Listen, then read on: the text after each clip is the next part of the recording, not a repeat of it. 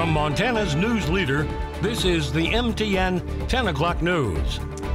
Good evening and thanks for joining us. I'm Russ Riesinger. The COVID-19 pandemic has already left many restaurants struggling in Billings. And now there's growing concern as they watch the COVID-19 numbers grow about what could be ahead if tighter restrictions do have to be put into place in Yellowstone County. First, though, a look at the latest numbers. The state reporting 504 new cases today, surpassing the previous high that was set just this past Saturday. And now another grim milestone as well, as 200 Montanans have now died from COVID-19. Flathead County had the most new cases today with 124. Yellowstone County reported 46 new cases. Plus, the outbreak continues to grow in Columbus at the Caslin Meadowlark Assisted Living Facility. Today reporting 5 new cases, 3 residents and 2 staff members, bringing the outbreak total to 14. 3 more deaths are also reported, 1 in Glacier, 1 in Stillwater County, and 1 in Missoula County to bring the death toll to an even 200. Montana now has nearly 16,000 confirmed positive cases. We told you yesterday that Yellowstone County could be headed toward even tighter restrictions if cases continue to climb for the month of October. That would mean even fewer people allowed into restaurants, bars, and places of worship. County restaurants have been operating at 75% capacity since June 1st. That percentage could shift down to only 25% at the end of the month if the positivity rate rises above 40 per 100,000. Q2's Mitch Legge brings us reaction from 2 local restaurants. In Billings, restaurant owners are feeling uncertainty at the prospect of having to shift back down to 25% of their total capacity if COVID-19 cases don't slow down by October 31st. If the county sees 452 new cases or more in the final week of October, Health Officer John Felton said more restrictions would be put in place, including reduced capacity at restaurants, bars, and casinos, with bars forced to close at 10 p.m. At the 406 Kitchen and Tap Room, management is scared about what could be down the road. Managers said the 406 just isn't viable as a business at 25% capacity and would have to supplement its business with takeout orders, similar to what happened with the first shutdown earlier in the year. The story is much the same at Montana Brewing Company, a restaurant that staffs 100 employees. Both of the local restaurants got help earlier in the year from the federal Paycheck Protection Program loans. Those loans won't be available if the county-wide restrictions are put in place at the end of October. I've tried to fill out all the grants that have been offered and just cross your fingers and hope for the best. Unfortunately, like we just got to all do our part. As I said, I've got 50 employees I have to think about, That federal program helped a ton, but now as we move forward into this, all that's gone. If we go down to 25%, that's going to be a gigantic impact.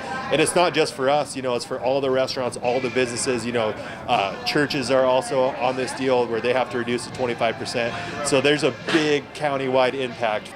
Both restaurant managers urged the community to wear their masks, keep their distance, and wash their hands frequently so the restaurants can stay open and their staff members employed.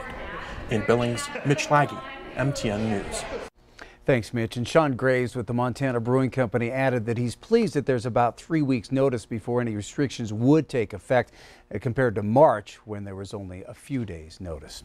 President Trump says he's doing well as he continues to recover from COVID-19. The president's first full day back at the White House was an eventful one, highlighted by his intervention in the high-stakes stimulus talks on Capitol Hill. Deborah Alfarone has more from the White House.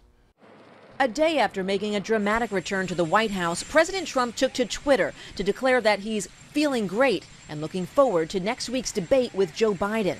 Biden says President Trump needs to be virus-free before their next debate. I'm looking forward to being able to debate him. I think if he still has COVID, we shouldn't have a debate. On Tuesday, the president's doctor released a brief update on his condition, saying only that the president's vital signs were stable and that he reported feeling no symptoms. The president's improving dramatically and quickly, but listen, we understand he's not out of the woods. He's continuing to be monitored by his doctor and medical team. In another tweet, President Trump called off talks with Democrats on a new coronavirus relief bill. The president said negotiations could resume after Election Day. President Trump's announcement came shortly after Federal Reserve Chairman Jerome Powell warned that insufficient government aid could trigger a deep recession. The Biden campaign issued a statement condemning the move, accusing the president of ignoring the financial effect of the pandemic on ordinary Americans. We cannot and will not accept an economic equation that only favors those who've already got it made. Meanwhile, the COVID-19 outbreak connected to the White House continues to grow. On Tuesday, presidential advisor Stephen Miller became the latest administration official to test positive. Vice President Pence and Senator Kamala Harris have both tested negative ahead of their Wednesday night debate. As a precaution against the virus, plexiglass barriers will be in place on the stage around Senator Harris and the debate moderator. The vice president refused to use the barriers. Deborah Alfarone, CBS News, the White House. The vice presidential debate will get underway at 7 o'clock tomorrow night. Montana Senator Jon Tester disappointed with President Trump's decision to halt COVID relief negotiations, saying Montanans expect us to hammer out our differences and find common sense solutions that help hardworking families across our state. Republicans who filed a lawsuit to stop widespread mail voting in Montana this coming election are asking the U.S. Supreme Court to get involved. A federal judge in Missoula last week ruled against the Republican lawsuit, saying there's no evidence of voter fraud connected to mail voting. The GOP plaintiffs then appealed the case to the 9th U.S. Circuit Court of Appeals and asked it to stop Montana counties from sending out mailed ballots this week. The appeals court rejected that request yesterday and now Republicans have asked the U.S. Supreme Court to step in. 45 of Montana's 56 counties are preparing to mail ballots out to registered voters on Friday. The federal appeals court plans to hear that case early next year, but after the election. Well, tonight, Billings police are still investigating a shooting that happened in central Billings on Sunday night. It was originally reported that it all started as a fight between neighbors over pet dogs, but now Billings police say the investigation is ongoing into what led up to that altercation. The victim was shot in the head just before 8 o'clock Sunday night in the 1300 block of Custer Avenue. He was pronounced dead at the scene. Officers do believe there may have been a struggle because the suspect had scratches on his head. Officers also found the victim was armed with a gun. The names of the two men involved and any possible charges have not yet been released. All right, turning to Chief Forecaster Bob McGuire. Record warm temperatures today. It was a beautiful day. I'm not going to complain about that, but we definitely could use some rain. You know, the last time we had rain, you got to go. Wow. Tomorrow's the 7th of October, right? The last time we had rain was September 7th. We had half an inch of rain, 5,400 to be exact. So where is all the rainfall? Well, as you can see, it's out there in the Gulf of Alaska, and here it comes. It's going to be slowly but surely working its way around the corner. You can see here we are Friday morning, just starting to put some scattered showers into the Puget Sound. Then after that, the whole thing starts moving onshore on Saturday and Sunday, and look at that. Pushes right into the Billings area. Snow up in the higher elevations, rain down in the valleys. And how much rain are we talking about? Well, here's what it says here in the computer.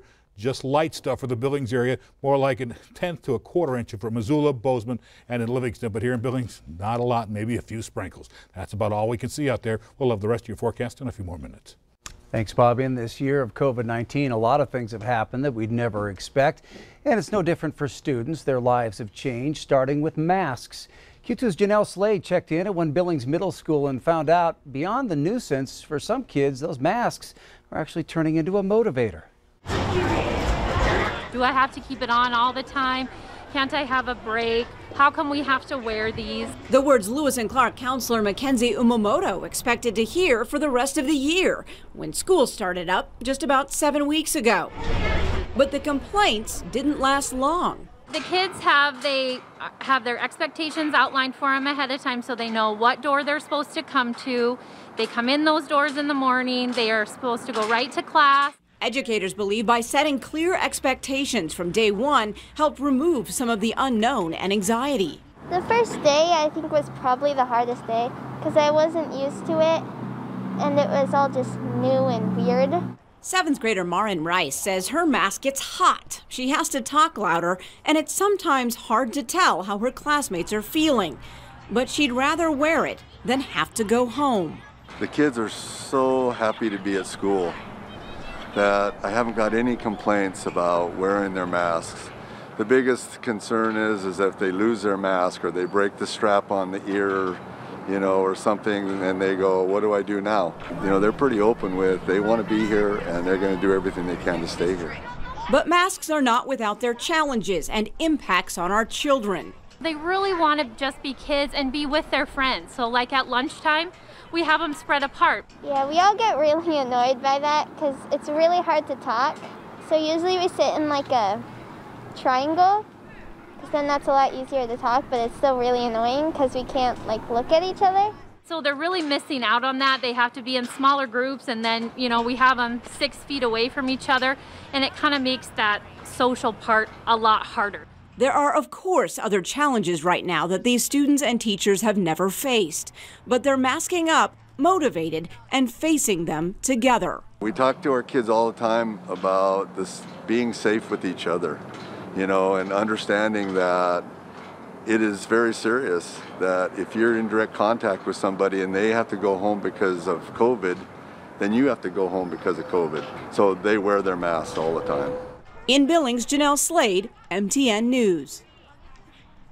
Thanks, Janelle. The students and staff at Lewis and Clark tell us they are grateful for the nice weather because they can go outside for lunch and for breaks during their long classes. Once the cold moves in, lunch will be spread out throughout the cafeteria and the rest of the school. Still ahead on the MTN 10 o'clock news here on Q2, honoring a guitar hero. We're going to hear from some Magic City locals on how they remember one of the greatest guitarists of our time, Eddie Van Halen. And in sports, we'll find out which qualifiers are on the cusp of some big things at the National Finals Rodeo.